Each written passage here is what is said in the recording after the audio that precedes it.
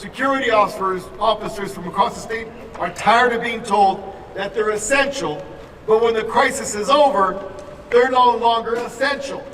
Because let's remember, during the pandemic, you were all critical to keeping businesses open, to keeping this economy going, to making sure that everyone else was safe.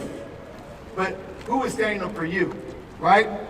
You had that label essential, but when the crisis was over, the essential disappeared, right?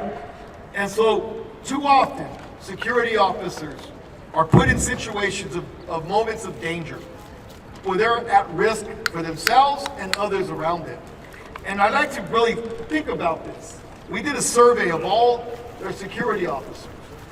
10% of security officers have said that they have either been in an incident of insecurity to themselves or an issue of security to others.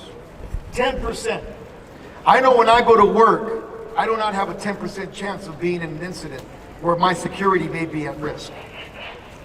Security officers, 10% of them have already experienced that on the job, right?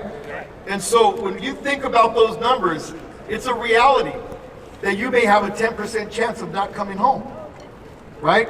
And so we need to make sure, and the core of 1203, at the very core of 1203, is to ensure that security officers have the training they need, real training, not no video, but in classroom training, person to person, in-person training. Increase the number of hours they're being trained, as well as the quality of that training to make sure that they are prepared for de-escalation, to take on racial bias, to use non-lethal force if necessary, and for those who have to use a sidearm, that they are prepared to use it if necessary. Those are all essential pieces to security. And we recently had the incident in San Diego where an officer actually lost his life in protecting others. That is something we have heard over and over and over again. And one should not have to leave their life on the job. And so we have to sit here and we have to say, no worker should have to face violence on the job without having the training to protect themselves. No family should have to wonder whether their loved one will make it home after a shift. And that's why we're here today, so that SB1203, that is so important to us, gets out of committee today and gets to the assembly floor. ¿Se puede?